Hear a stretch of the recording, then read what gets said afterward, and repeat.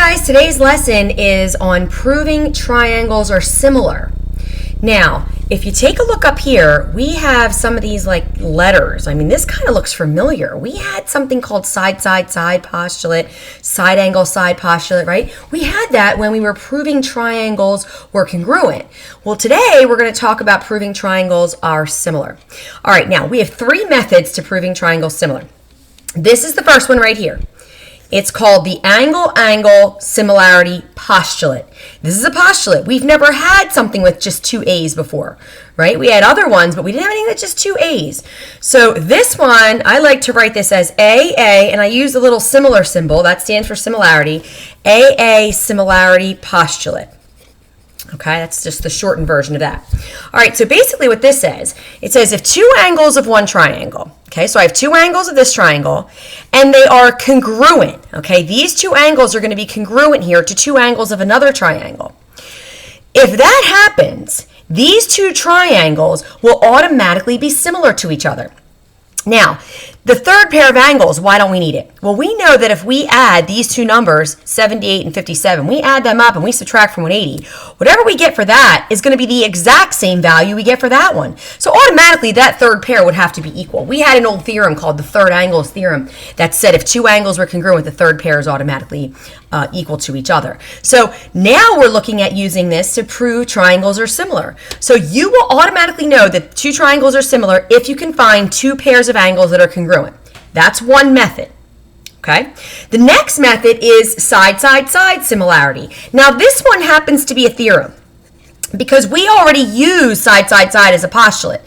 So now we're going to use side-side-side, and you have to put that symbol. That is this word right here. You've got to include that symbol. Without it, it's going to be wrong. Right? So that's the side-side-side similarity theorem there. Okay, that's our second method. And what that says, this one says if three sides of one triangle are proportional, not congruent, proportional, to three corresponding sides of another triangle, then the triangles have to be similar. So take a look at this. If you can find your three pairs of sides that match up, now remember how we do this. Smallest number matches with smallest number. So I look at the picture, I say, okay, smallest is the 10, smallest here is the 12. Those two match. I'm going to match those up, small figure over big figure, little figure over big figure, and I'm going to reduce that. Now for that, of course, I would get a fraction, right? That would be 5/6. However, on the next one, when I do the next two smallest sides, that's the 12 and the 14.4. I can't really reduce that as a normal fraction. So instead of putting fractions here, another way to figure out if your sides are similar is just to divide them. If they get all the same decimal, then the triangles, of course, are going to be similar. Okay, 0.83 is the same here as 5/6. That's the same thing as 0.83. And of course, that would be 0.83 repeating on all those. Now, the last one, we match the biggest with the biggest. Biggest over here is 15. Biggest number over here is 18. Okay, so biggest side with biggest side. 15 over 18 reduce, and you see in the end we get all three sides that reduce to the same scale factor. Okay, so that's what we mean by a proportional there. If you have three pairs of sides that match up and all the three pairs of sides reduce to the same scale factor, then our triangles will automatically be similar. Again, that's called the side-side-side similarity theorem. The third one that we have is called the side-angle side. Now again, you've seen that one before. Again, not new, but we had side-angle side as a postulate.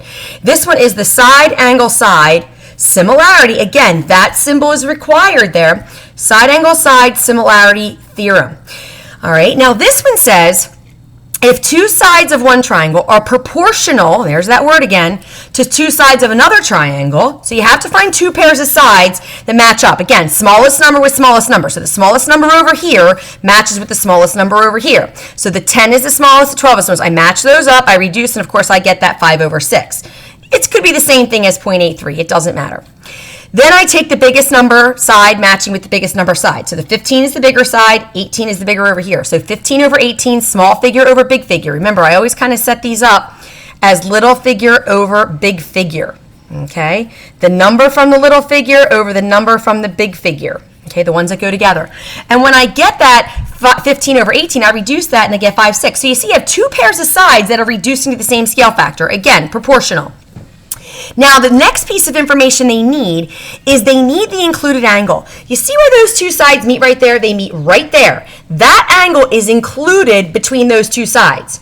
So the angle that's included between those two sides here has to match and be congruent, has to be identical to the two angles, or I'm sorry, to the angle that meets right there where those two sides are. Okay, so those two sides meet at 57, these two sides meet at 57. It has to be the angle in between, the included angle.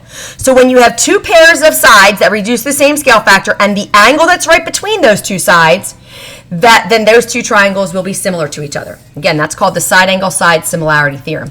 Okay, so we only have three options. Okay, so we're looking for two pairs of angles congruent, three pairs of sides that match up, reduce the same scale factor, or two pairs of sides that match up, reduce the same scale factor, and the angle in between is congruent. Okay, congruent. All right, so again, here we see just the three different options we have for that. All right, it says two triangles. Are the two angles of one congruent to the other? If so, it's angle-angle similarity postulate. Okay, if that answer is no, then you move to the next one. Are the three sides of one triangle proportional to the three sides of the other? Can you match them up and get the same scale factor for each pair of sides? If so, it's going to be side-side-side similarity theorem. All right, if that answer is no, then you say, okay, well, finally, if I have two pairs of sides that match up and have the same scale factor, and the angle in between them, the included angle, if I have that, then that would be side-angle-side similarity theorem. If you can't answer any of these, then the answer is they're not similar. Okay? The only other option you have is that the triangles would not be similar to each other. That's the only other thing we have for that. All right, let's take a look at these examples. Okay, this is how we're going to do this. All right, so look at the first one. Let's see what I can find. I don't have any side measurements here, so I know that I'm not going to end up using sides at all. So the side, and side angle side are out. I have no sides here at all. My only option at this point is angle-angle similarity postulate. So let's see. We have to find two pairs of angles congruent. I have one pair here matching with a pair here, so those are both 92.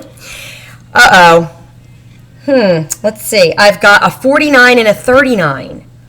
Oh boy. Oh, they don't match, do they? Well, we can't just stop yet. We have to do the math and figure out what is the possible value on that angle right there. Don't just look at it and say they're not similar. It looks like they're not going to be similar because the angles don't match, but you better check. So we're going to take that 92 and we're going to take that 49. We're going to add that up. We're going to get 141. Taking 180 minus 141, and guess what I get? 39. That missing angle there is 39, and you know what? You have a match now. That angle matches with that angle there. So you do have two pairs of angles that are congruent. And if we did the same thing over here, we would find out that that's 49. You only need two pairs of angles to be congruent, but you would see that that's the case there. So be careful on questions like that. So what we find out is we have angle Q is congruent to angle T, right? They're both going to be the 92-degree angles. We also find out that angle S is congruent to angle V, and those are the 39-degree angles. That makes angle-angle similarity postulate. These two triangles are similar by the angle-angle similarity postulate. Now, explain how you know the triangles are similar. That's how we know. This is key. Write a similarity statement. A similarity statement means write the two triangles that are similar to each other. We've got to match up our letters. All right, so remember how we do this. We're going to name the first triangle however you want. I'm going to call it QRS. And I got to use the similar symbol, not the congruent symbol. It's just the squiggle. All right, now, what matched with Q? Well, T matched with Q, right? Q and T match. What matches with R? Well, U matches with R, and then the S has to match with the V. Okay, so you have to match these up and put things that go together. I'll look at the next one. Okay, this time I have some side measurements on this one. So remember the way to do this, guys. You're matching the smallest number with the smallest number. So my smallest number is 16 here. On the other triangle, I have two numbers here. The smaller is the 24. Okay, the smaller is going to be the 24. So in this one, we have to match up the 16 to the 24. They go together. And I'm going to reduce. Of course, 8 goes into both, and I get 2/3. So that's the scale factor for one of them. Then I got to match the biggest number with the biggest number. Okay, so that's my 18 is going to match with my 27. Biggest with biggest. All right, now let's reduce. Right, look at this. 9 goes into both. I get 2/3 again. So I've got two pairs of sides that match up and reduce to the same scale factor. Okay, we're in good shape there. I don't have a third pair of sides. No third side. I don't know that. But I do have a pair of vertical angles. Don't forget that. You've got a pair of vertical angles right in here that are congruent. right? That angle J is congruent to that angle J on the other side. So we know there that the angle J for the one triangle is going to be congruent to the angle J on the other side. And yes, I said congruent. When you have similar polygons, the angles that match up, the corresponding angles are always congruent. The sides are not equal. The sides are proportional, right? They reduce the same scale factor, but the angles are congruent, right? These are vertical angles. Okay, the vertical angles are congruent there. So what do we end up with? Well, if you take a look, we end up with side, angle, side on that one. Side, angle, side on that one. So we're in good shape, right? Right here, all of this information here that we have, that information is going to prove for us that our triangles are similar there by the side, angle, side similarity theorem. Okay, side angle, side similarity theorem. Now, the last thing we've got to do is we've got to get those triangles to match up and be similar. So we've got to match up the letters. This can be a little tricky, okay? Name the first triangle however you want. So I'm going to call it HJG. All right, now you got to think what goes together. We already know that the J's go together, right? So the J is going to be in the middle over here. But what matches with the H? Well, if you take a look, follow where that goes. That's that side there. There's H. It's on that side with the bigger number. So we got to do the same thing over here. The 27 is our bigger number. That means that that H is going to match with that L. They're both at the end of the sides with the bigger number. So H and L match. So that first letter is going to be L there. Then, of course, we know that the J match with the J because they're vertical.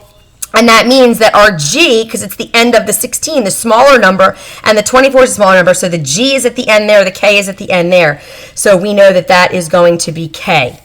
All right, so you have to come up with that similarity statement. That's important. All right? Okay, let's go on to the next page. All right, I kind of did the next one for you to kind of show you. I'm going to talk you through it. This one's going to be a side, side, side, okay? Again, not difficult, but what you want to make sure that you're doing there is you're matching up your biggest with biggest and so on. So in this case, you can see you have two pairs of sides that are the same. So these two sides that are 12 are going to match with these two sides that are 15 because they're both 12, 15, 12, 15. So that one's an easy pair. I've got two sets, 12 over 15 reduces to 4/5, right? 3 goes into both of these two. I got another pair that matches 12 and 15, 4/5. So I have two pairs of sides that match up as 12 and 15, 12 and 15. Now the third pair, right? Third pair of sides here, that was the 8 and the 10. So I'm going to set that up, 8 over 10, reduce it.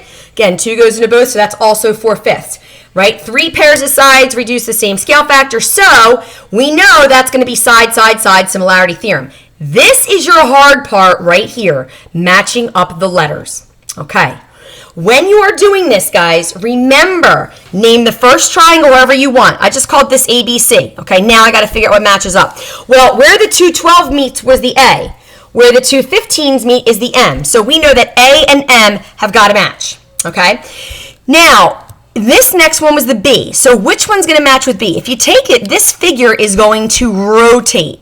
Okay, so that B is actually going to match with that N there. So we have B matching with N, and then finally the C would match with the P. And quite honestly, in this case, because it's two isosceles triangles, it really doesn't matter. If you remember, isosceles triangles have their base angles congruent. So those two base angles are going to be equal there. And since these two triangles are similar over here, these base angles will have to be the same measure. So technically, I could have called this ABC and I could have called it MNP, or I could have called it ABC similar to MPN because these angles, base angles, are all congruent there. Okay? All right, let's look at the next one. Again, same idea. We're going to take a look at this. We're going to see what method it is and what can we match up. Once again, if I look at this, geez, what do I have?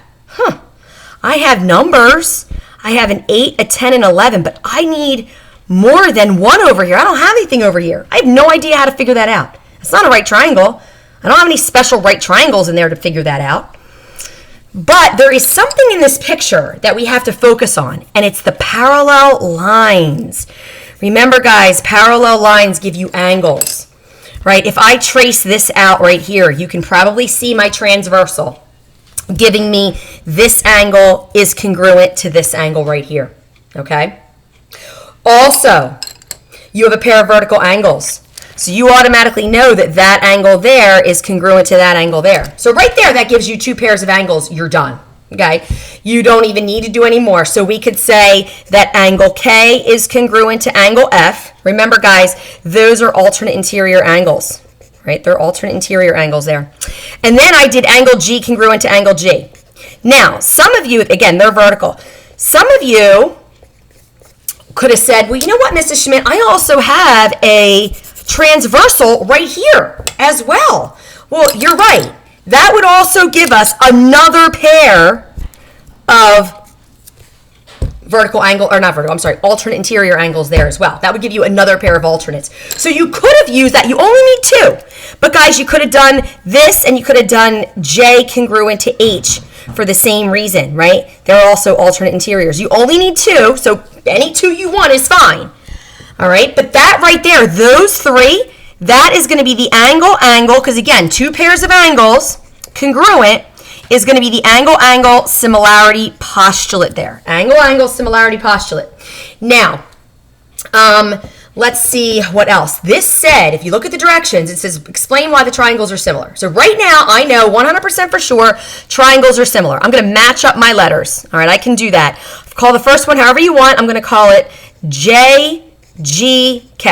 JGK, okay? So what matched with G? Well, H matched with G, so that goes first. Then G matched with itself, and then the K would have to match with the F there. All right, so we got that, but we're not done because they asked us to find missing measurements. Use the properties to find missing measurements. Now, you know, you're only going to really be able to find one missing measurement here, and that missing measurement is going to be GK. This is what they want you to find. We don't have that side, okay? I'm going to put an X there. Okay, I want to be able to find that side. So I'm going to find a scale factor.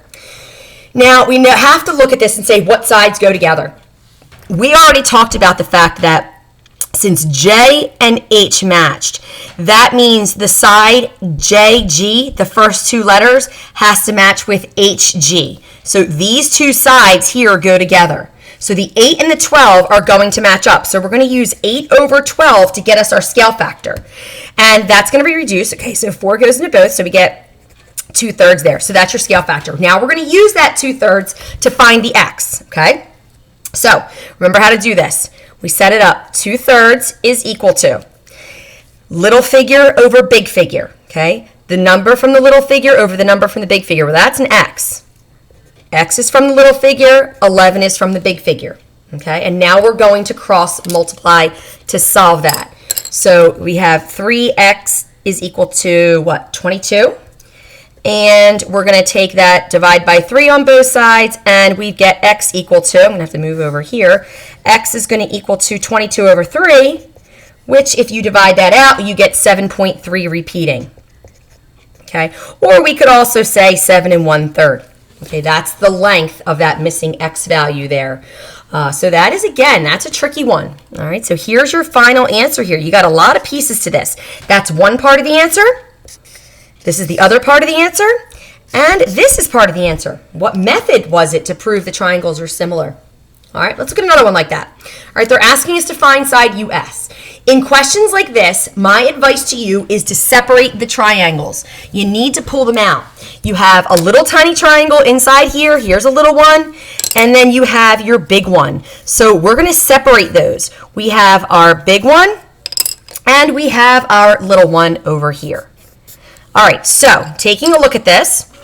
All right, let's see what we got. I put the measurements on. That was 42 for that one, and X, let's see, I don't know this whole side. That's what they want me to find, so I had to call that X because I had to find SU. So I called that side right there X.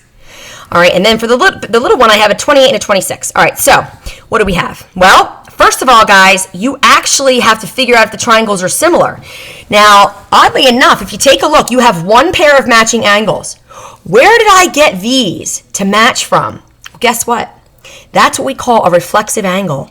That angle U right there is part of the little one, and it's part of the big one. So if that angle, say, was 50 degrees, wouldn't it be 50 for the little one and for the big one? It would be the same measure for both, right? So we're going to put that in there. We have angle S congruent to angle V, right? And we have angle U congruent to angle U. Triangles are similar by the angle-angle similarity postulate. Now, we're going to match up our sides. The smallest over here with the smallest. So 28 matches with the 42. We reduce it. We get the scale factor of 2/3. All right, now we're going to be able to find the missing side. So we know the triangles are similar. We've got to find the missing side. So I'm going to use that 2/3, set that equal to, remember, it's little figure over big figure. So 26 is from the little, x is from the big. 26 little, x big. All right, so cross multiply. 2x is equal to 78. Your x value there works out to be 39, which is that side US. And then don't forget, you've got to match up your letters there. So I just, said the little one was, the big one was UTS, and that means the little one would be UWVs. And it doesn't matter. You can do the little first in here and the big first over here. It doesn't matter. You just have to write your similarity statement, okay? So you need all three parts of that are your answer. It's this, and it's this, okay? So there's a lot to that. All right, so let's take a look at the bottom. All right, I don't want to make this too long for you, so we'll just do the ones on this side. You can see I have the answers over here. You can always go back and check for some of those. I will talk about number 11, but let's look at number 6. All right, so in number 6, what do we got? We got a pair of angles that are congruent, so that's good. And let's match up sides. Well, I have 3, 4, 3, 4. Well, automatically, my sides are both going to be 3, 4, right? Those two reduced to the same scale factor, so we're good. And we have angle A congruent to angle D. So right now, we know that these triangles are going to be similar, right? It's going to be, you have a side, you have an angle, and you have a side, right? Just like that. And over here on this one, we have a side, we have an angle, and we have a side. So those two triangles are similar, and that's going to be the side, angle, side similarity theorem. And then we just have to match up the letters, so just be careful, okay? Name the first triangle however you want. I'm going to call it CAB. Similar to. Now, what letter goes with C? Now, this is an isosceles triangle, so in all honesty, you're going to kind of get lucky here because the C could go with either the E or the F. So, again, it's up to you. I'm going to make it go with the E there. The A, of course, has to match with the D, and then that leaves the B and the F. Okay, and again, it's because it's an isosceles triangle. Remember, your base angles are congruent there, so those two angles have to be equal to these two angles over here. Okay. All right, next one over here was an example of a side-side-side similarity. And again, the trick to matching these up is when I match up the letters over here on this one, I look at it and I say, okay, where do my two smallest sides meet? My two smallest sides are the 2 and the 5. So that means the L. So again, I named the first triangle however I want. I called it LMK. All right, so again, where did the two smallest meet? The two smallest meet there at L. So where did the two smallest meet over here at Q? So that's how I decided to put Q first. Where did the two smallest meet for each triangle? Then I said, okay, where did the two biggest meet? My two biggest, the 5 and the 6, that would be K. So wherever I have my K, I got to put in the same spot my two smallest, or my two biggest over here, which is P. So K and P have to match, which leaves me with the M and the R matching. All right, let's see the next one. Now, in this one here, this one's awkward. All I have is a pair of right angles. I don't have any side measurements. I have no other angle measurements. Well, guys, guess what? Those triangles, they could be similar. I'm not really sure. It says here, if it is not possible to conclude they are similar, write no conclusion. This is a case where this is a no conclusion. And the reason it's no conclusion as opposed to not similar is because we really need more information to make that decision. I'd have to actually know for sure these angles were not equal, and I don't know that. Okay, I don't know that. If this was like, if these were like different numbers or something, maybe I could figure it out, but I don't know for sure if these two aren't equal. They could be equal. We don't know. So that one's a no conclusion. Okay, this one over here ends up being an angle-angle. You have two pairs of congruent angles there, right? So angle-angle similarity postulate, and of course you just match up your letters. I called the first one FGH. So F matches with X, so X has to be first. G with Y, so that had to be second, and of course you have the H with the Z. All right, let's look at the next one. On the next one down here, this looks like it's going to be a side-side-side. Just from what I see, I don't see any angles, but we have to match up sides. Now remember, the idea is smallest with smallest. So the 2 is the smallest here, the 6 is the smallest here. So 2 over 6 reduces to 1/3. So there's my first scale factor. Then we've got to do the next pair. Let's see, next smallest is 3 with the next smallest of 9. So 3 over 9 also reduces to 1/3. So we're in good shape so far. If one of these doesn't come out to 1/3, the triangles are not similar. All right, 4 to 12, oh, look at that, also 1/3. These triangles are similar. If any one of these came out different, the triangles would not be similar, but these are similar. Okay, side-side-side similarity theorem. Again, we have 3 scale factors, that's how we know. And we're going to match up our letters. Name the first one however you want. EDC, similar to. Okay, so E is where the two smallest meet. So I got to go to the two smallest over here. That's got to be W. So the E and the W have to match. Then I always go to the next two biggest, right? The two biggest here. This one is the two biggest D, and the two biggest over here would be at V. Okay, it's where the two biggest sides meet. So I have V next, and then of course that leaves U. Okay. This one, number 11, is a little awkward. What happens is you start matching up sides. You start matching smallest with smallest, biggest with biggest, and you see you get those 1/2 for your scale factor. And all looks good, except look at your angle. The problem is you don't have the angle in between where they meet. You have a different angle. It's got to be the angle that's in between, the included angle. You don't have the included angle here, and you also don't have it over here. You don't have the right angles. So guess what? Your triangles are not similar. You cannot use side angle side for this one. We don't have angles, the angles that we need. So that triangles are not similar. All right, look at the next one here, number 12. All right, look at this. This one's another easy one. We've got angles that match up. We have angle S matching with angle D. We have angle T matching with angle C. And these angles are congruent. They're straight up marked congruent. Remember, the angles have to be congruent. So we know this is going to be the angle-angle similarity postulate, and we can match up our letters very easily. Name the first triangle however you want. It's similar to. All right, now let's match it up. We have the R, well, that matches with B. S matches with D, and T has to match with C. Okay? All right, in the last pair here, if you take a look, you start matching up your sides. Smallest with smallest, 1/3.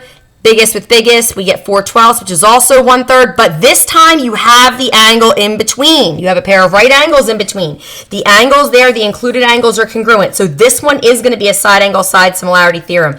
And then you just have to name it. So we have triangle CED. Matching with, the C matches with, and again, take a look. You can see where it matches. The W, the right angles match, and of course the X and the D match. All right, guys, I know this was a long one, so good luck with the work, and go back and rewatch anything you had trouble with, okay? Good luck.